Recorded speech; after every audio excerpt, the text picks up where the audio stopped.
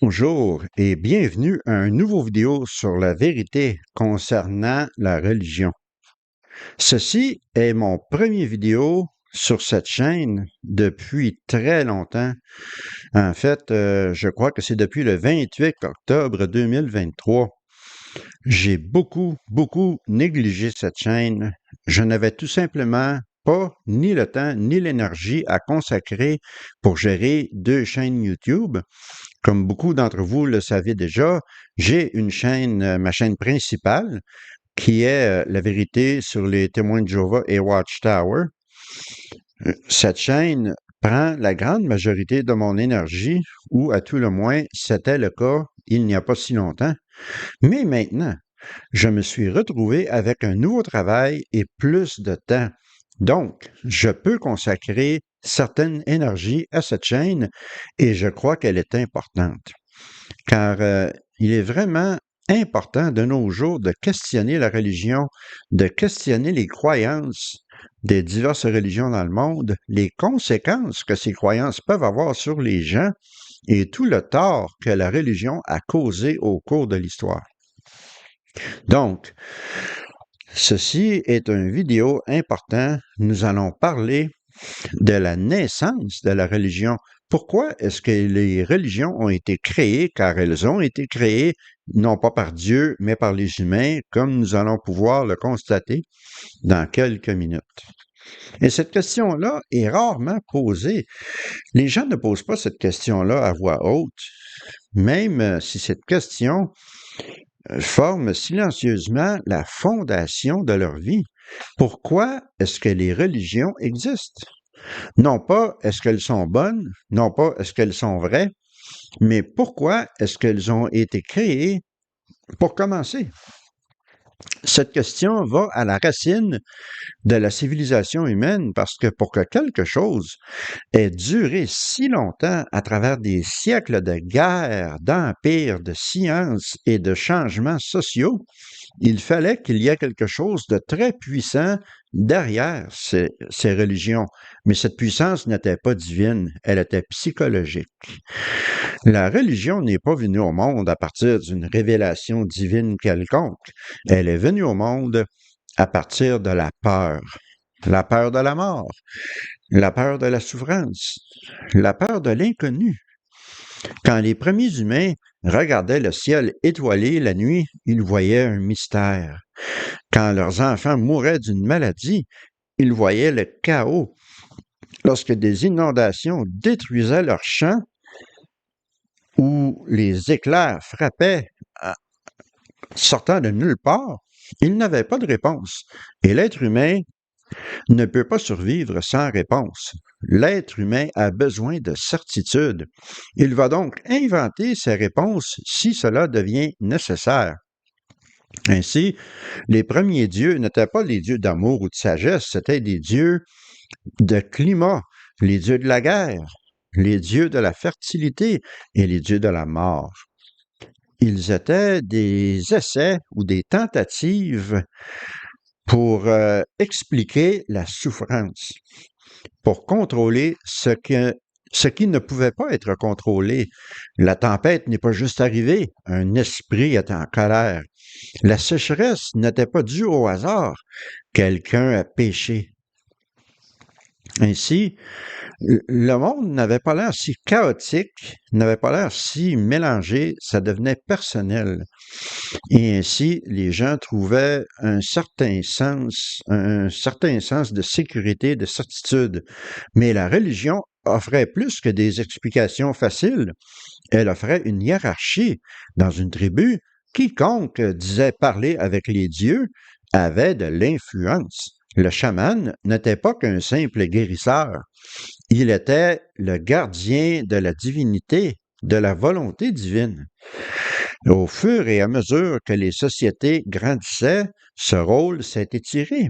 Les prêtres, les prophètes, les pharaons, les papes, ceux qui parlent ou qui disent représenter Dieu, étaient devenus non seulement des raconteurs d'histoires, ils étaient des faiseurs de lois, ils étaient des rois. La religion est devenue la forme la plus ancienne de contrôle social. S'il n'y avait pas de loi, il y avait des commandements. S'il n'y avait pas de prison, il y avait des enfers éternels qui avaient été inventés. La peur de la punition divine réussissait à faire ce que la force humaine ne pouvait pas faire. Elle contrôlait le comportement des gens à travers une surveillance invisible. Dieu était l'espion original qui regardait non seulement ce que vous faisiez, mais aussi ce que vous pensiez. Et c'était là que résidait le génie de la religion. La religion ne faisait pas simplement que contrôler les actions, elle contrôlait les esprits. Si vous pouviez convaincre les gens que leur souffrance avait une signification, que l'obéissance menait à la récompense, que la douleur était noble, vous pouviez les contrôler sans avoir utilisé de chaînes. Vous pouviez leur faire aimer leur prison. Devenir un martyr, c'était une vertu. La culpabilité devenait de l'adoration et la soumission devenait de la sainteté. Ceci n'a pas été fait malicieusement. Dans bien des cas, les gens qui répandent ce genre de croyances les croyaient avec sincérité. Il fallait qu'ils y croient parce que si la religion était fausse à cette époque-là, leur souffrance n'avait aucun sens. Les sacrifices étaient gaspillés. Les dieux étaient silencieux. Et le silence, c'est terrifiant. Donc, la religion a évolué. Elle s'est adaptée. Elle a absorbé des coutumes locales, réécrit des vieilles légendes, renommé des anciennes déités. Le christianisme n'a pas effacé le paganisme. Il a tout simplement pris le paganisme et l'a habillé avec des nouveaux uniformes, comme le Père Noël. L'islam n'a pas inventé un nouveau système moral. Il a tout simplement emprunté de ceux qui existaient auparavant. Et toutes ces religions ont recyclé une idée puissante. Vous êtes brisés, mais nous avons la guérison. C'est là que la religion est devenue non seulement une explication ou une politique, mais un contrôle psychologique. Elle visait les insécurités les plus profondes de la condition humaine, le sentiment de culpabilité, la crainte de n'avoir aucun sens à notre vie, le désir d'avoir de l'ordre dans un monde chaotique. Elle promettait la certitude, là où il n'y en avait pas. Et elle emballait cette certitude dans des symboles, des rituels, des histoires qui n'utilisaient aucunement la logique et allaient directement aux émotions. Et une fois que la religion s'enracinait dans la culture, elle commençait à se nourrir d'elle-même. Les enfants naissaient dans des foies qu'ils n'avaient pas choisis. Ils les héritaient de leurs parents. Et puisque questionner la religion était devenu un tabou, était devenu interdit, les religions ont gagné une immunité. Vous pouviez avoir des doutes sur vous-même ou même sur le système politique, mais vous ne pouviez pas avoir de doutes sur ce qui était sacré. C'est ainsi que les faussetés survivent, non pas en étant convaincantes, mais en étant intouchables. Avec le temps, la religion est devenue la fondation de l'identité des gens, pas seulement spirituelle, mais aussi politique et ethnique et nationale aussi. Attaquer la foi, c'était attaquer la tribu ou le pays. Donc, des guerres ont été combattues, non seulement avec des armes, mais avec des dieux. Les croisades, les djihads, les inquisitions, toutes justifiées par des ordres divins, des commandements divins. Si votre Dieu était vrai, n'importe quelle action en son nom était sainte, même le meurtre, même le génocide. Et pourtant, la religion continuait à promettre la paix, continuait à promettre l'amour, continuait à promettre la récompense éternelle, mais seulement après la mort. Le vrai monde n'avait pas besoin d'être réparé, seulement enduré. On disait aux pauvres qu'ils hériteraient du paradis. On disait aux esclaves, obéissez vos maîtres. On disait aux femmes, servez votre mari. Et on disait à ceux qui souffraient, de ne pas se rebeller, mais de prier. Ceci est l'héritage le plus dévastateur de la religion. Elle enseigne aux gens à accepter l'injustice comme si c'était une destinée. Mais la vraie origine des religions n'a rien à voir avec la justice. Elle a tout à voir avec le fait de survivre. Les premiers humains n'ont pas inventé la religion pour contrôler les gens. Ils l'ont inventée pour survivre à la terreur de leur propre connaissance. Le cerveau humain a évolué suffisamment pour comprendre sa mortalité, mais pas assez loin pour accepter sa mortalité. Et donc, ce cerveau humain a créé des histoires qui disaient que la mort n'était qu'une transition, que le chaos était un plan et que la souffrance était une vertu. Et ces histoires sont devenues sacrées. Mais une histoire sacrée ne demeure toujours qu'une histoire. Et au fur et à mesure que l'humanité progressait, quelques-uns ont commencé à voir les failles dans ces histoires. La science n'a pas fait simplement qu'expliquer la température ou le climat, elle a expliqué la maladie, elle a expliqué le temps, elle a expliqué la matière. Elle n'avait pas besoin d'anges ou de démons pour le faire. Et doucement, tranquillement, la religion a commencé à disparaître. Mais la religion n'a pas disparu complètement, tant s'en faut. Elle s'est adaptée une fois de plus.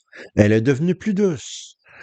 Elle s'est renommée, elle s'est fait une nouvelle marque. Elle est devenue plus symbolique, plus personnelle. Mais le cœur de la religion demeurait le même. Un système qui dit avoir des réponses sans preuve et exige l'obéissance sans question. C'est pour ça que les religions ont été créées, pas parce qu'elles sont vraies, mais parce que les gens ont besoin que quelque chose soit vrai. Mais avoir besoin de certitude ne fait pas que ce soit vrai. Et le plus on examine les racines de la religion, plus on se rend compte que la religion a des empreintes humaines partout. Des empreintes pleines de défauts, des empreintes pleines de peur, des empreintes pleines d'imagination. Regardez les religions à travers les cultures. Pratiquement toutes les anciennes civilisations ont développé un concept semblable, un Dieu qui donnait des lois, un créateur divin, une vie après la mort. Ces choses ne sont pas l'évidence qu'elles ont toutes accédé à la même vérité divine. C'est la preuve que les esprits humains, dans différents endroits, étaient soumis aux pressions semblables et ont créé des solutions semblables. Lorsque vous avez peur de la mort, vous inventez l'éternité. Lorsque vous vous sentez impuissant, vous inventez la justice divine. Quand vous vous sentez seul, vous inventez un Dieu qui vous voit.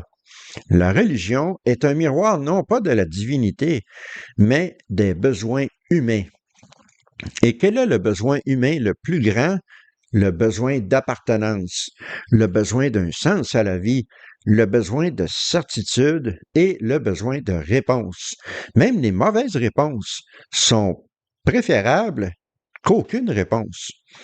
C'est pour cela que la religion a été créée non pas par malice, mais par désespoir. Une tentative désespérée pour expliquer ce qui était inexplicable, pour adoucir ce qui était dur, ce qui n'était pas endurable, et pour créer un sens là où il n'y en avait aucun. C'est important de réaliser que la religion n'a pas commencé comme étant une doctrine, elle a commencé comme étant des histoires, des traditions orales qui ont été racontées autour des feux de camp, qui ont été transmises de génération en génération, qui ont été formées par la peur, par l'espoir, par le désir de ne pas être oubliés. Ces histoires ont évolué avec chaque génération, devenant plus structurées, plus mythologiques, et lorsque l'écriture a été inventée, elles sont devenues des histoires écrites. Mais lorsqu'une histoire est écrite et qu'on déclare qu'elle est sainte, ça devient plus qu'une histoire, ça devient une loi. Et c'est là que la religion a pris son virage le plus dangereux. D'un réconfort, elle est devenue un contrôle. Lorsqu'un système de croyance dit qu'il est au-delà du questionnement, ce n'est plus simplement de la croyance, c'est du pouvoir.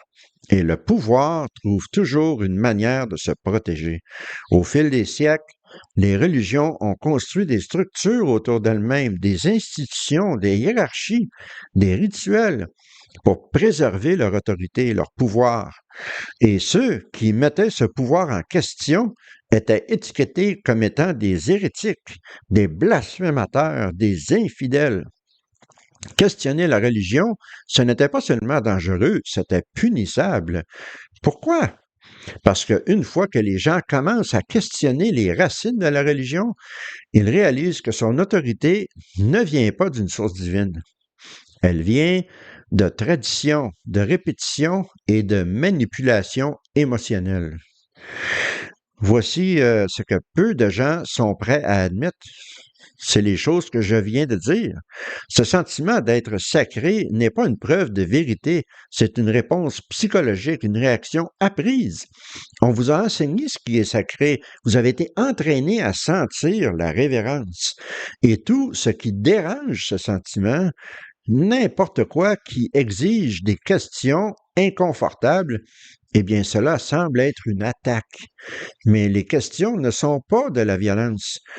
C'est une libération, une liberté de la culpabilité que vous n'avez pas méritée, de règlements que vous n'avez pas acceptés et de peurs qui ont été implantées en vous avant même que vous soyez assez vieux pour comprendre ces peurs. Les religions ont été créées pour répondre aux peurs, mais trop souvent, elles finissent par nourrir ces peurs. Vous avez peur de la mort, la religion vous promet l'immortalité, mais seulement si vous obéissez. Vous avez peur d'être seul, la religion vous donne un Dieu qui vous écoute, mais seulement si vous priez de la bonne façon. Vous avez peur du chaos, la religion vous donne un système moral, mais c'est un système qui vous punit si vous avez la moindre déviation, même si cette déviation est constituée de gentillesse, de raison ou d'amour. Ceci ne sont pas des réponses, ce sont des conditions. Et des conditions déguisées en amour sont une forme de chantage émotionnel. Ceci est le côté obscur de la religion. Pourquoi elle a été créée? Pour que l'obéissance semble vertueuse, pour que la conformité semble morale et pour faire que la pensée critique soit une trahison. Et ça marche! Les gens ne défendent pas la religion parce qu'ils l'ont examinée et l'ont trouvée sans défaut. Ils la défendent parce que ça fait partie de leur identité. Si vous tirez ce fil, ils ont peur que tout le reste s'écroule. Mais c'est comme ça que vous savez que la religion est fabriquée par les humains, car elle se comporte comme toutes les autres institutions qui ont été fabriquées par les humains. Elle veut la loyauté et elle décourage la dissension. Elle s'adapte lorsqu'elle est menacée et elle punit ceux qui s'éloignent. Ceci n'est pas le comportement d'une vérité divine, c'est le comportement d'une idéologie. La différence entre la religion et les autres idéologies, toutefois, c'est que la religion va beaucoup plus profondément. Elle entraîne les enfants avant qu'ils aient la capacité de raisonner. Elle donne une valeur morale à la croyance elle-même et elle crée une peur autour de l'idée d'abandonner la religion. La peur de l'enfer, la peur de l'exil, la peur de perdre l'amour, de perdre votre famille, de perdre votre communauté. Ceci n'est pas un guide spirituel, c'est du conditionnement psychologique. Mais encore là, ceci n'est pas toujours fait avec cruauté. La plupart des croyants sont sincères. Ils pensent vraiment qu'ils aident les autres. Mais la sincérité n'est pas équivalente à la vérité. Une personne peut être honnête et tout de même être dans l'erreur. Et une société entière peut être construite sur la sincérité et tout de même être trompée. Voilà ce qui rend le fait de questionner la religion si difficile. Vous n'êtes pas seulement en train de questionner une idée, vous questionnez l'architecture émotionnelle de vie entière. Et pourtant, c'est pour exactement cette raison-là que la religion doit être questionnée, parce que si la religion ne peut pas survivre à des questions honnêtes, elle ne mérite pas votre révérence. Et si elle a besoin de menacer avec une punition éternelle pour vous garder dans la foi, ça, ce n'est pas de l'amour, c'est de la coercition. Et si elle ne peut pas tolérer la curiosité, ce n'est pas un chemin à la vérité, c'est une barrière à la vérité. Et si elle vous dit que votre douleur fait partie d'un plan divin, que vos doutes sont des péchés, que vos désirs de compréhension, c'est de la rébellion, alors ce n'est pas de votre côté la religion. La religion ne vous offre pas la liberté, elle exige la soumission. C'est pour ça que la religion a été créée non pas pour libérer les gens, mais pour qu'ils se sentent confortables dans leurs chaînes. Mais qu'est-ce qui arrive lorsque ces chaînes commencent à rouiller? Quand les gens commencent à remarquer les contradictions, quand les vieilles explications ne fonctionnent plus dans un monde qui n'a plus peur du tonnerre, qui n'a plus peur des éclipses ou qui n'a plus peur des maladies. Pour plusieurs, la réponse, c'est le déni. Resserrez-vous encore plus fort à votre foi, priez plus, blâmez le monde, pas la croyance. Et pour d'autres, la déception ouvre une porte, non pas à l'athéisme ou au sécularisme comme tel, mais à la clarté, à la possibilité libératrice et terrifiante que l'univers n'est pas construit pour nous servir, qu'il n'y a pas de texte écrit, que la vie n'est pas un test et que la signification, le sens à la vie est quelque chose que nous créons, pas quelque chose qui nous est donné par la religion. Cette réalisation fait peur parce que la religion nous a entraînés à avoir peur d'un monde qui n'a pas de maître. Mais la liberté ne requiert pas un maître, elle requiert du courage. Le courage d'accepter l'incertitude, le courage de vivre éthiquement, sans pot de vin et sans menace. Le courage d'admettre que les histoires qu'on nous a racontées étaient peut-être très belles, mais ce n'étaient que des histoires. Et lorsque vous regardez les origines de la religion avec des yeux honnêtes, c'est là que vous voyez des belles histoires qui sont nées de la douleur, qui sont nées de l'incertitude, qui sont nées de la peur. Des histoires qui ont essayé de donner un sens à l'existence, des histoires qui ont offert de l'espoir lorsqu'il n'y en avait pas, mais aussi des histoires qui ont été kidnappées, si on veut, qui ont été transformées en armes, qui ont été durcies en dogmes et utilisées pour contrôler, pour diviser et pour exploiter. Vous pouvez voir qu'est-ce qui s'est passé, pas parce que c'est caché, mais parce que c'est partout. Chaque fois qu'une religion dit avoir l'exclusivité sur la vérité, vous le voyez. Chaque fois que quelqu'un, on lui fait honte, ou on l'expulse, ou on le menace pour avoir des doutes, vous le voyez. Chaque fois qu'un enfant, on lui enseigne à se haïr à cause de qui il est, ou d'aimer un Dieu qui les torturerait s'ils ne changent pas leur personnalité, vous le voyez. Ce n'est pas ancien, c'est courant. Cela arrive maintenant dans des foyers, dans des écoles, dans des gouvernements et dans des vies. Et cela recule non pas à la volonté divine, mais au simple désir humain de certitude. Car lorsque les gens ont peur, ils ne veulent pas la vérité, ils veulent du réconfort. Et la religion est passée maître dans l'art d'offrir le réconfort et la vérité, mais elle ne fournit que le réconfort. Elle ne fournit pas la vérité. La vérité ne demande pas la croyance. Elle n'exige pas l'adoration. Elle ne punit pas les questions. La vérité, elle est vraie, que ça nous plaise ou non, que nous soyons prêts à l'accepter ou non, et c'est ce qui la rend terrifiante et tellement belle. Donc, pourquoi les religions ont-elles été créées? Elles ont été créées pour expliquer ce que nous ne pouvions pas comprendre, pour réconforter ce que nous ne pouvions pas endurer et contrôler ce que nous ne pouvions pas prédire et pour punir les gens à travers une illusion partagée de sens à la vie. Mais nous ne vivons plus dans des cavernes. Nous n'avons plus besoin de nous raconter des histoires pour nous calmer la nuit. Nous avons la science qui explique les étoiles, la psychologie qui explique nos esprits, et nous avons les uns les autres pour nous réconforter dans nos douleurs. Nous ne sommes pas seuls, nous ne sommes pas des enfants et nous n'avons pas besoin qu'on nous mente pour que nous soyons bons. Le temps des mythes sacrés est passé. Ce dont nous avons besoin maintenant, c'est l'honnêteté à propos d'où nous venons, de quoi nous avons peur et ce que nous ne savons toujours pas. Nous devons passer au-delà d'un système qui nous rend petits, qui nous rend honteux et qui nous rend effrayés, pas avec de la colère, mais avec de la compréhension, pas avec de la haine, mais avec de la clarté. Parce qu'une fois que vous voyez que les religions ont été créées, vous pouvez comprendre, vous pouvez commencer à pardonner le passé et passer au-delà du passé.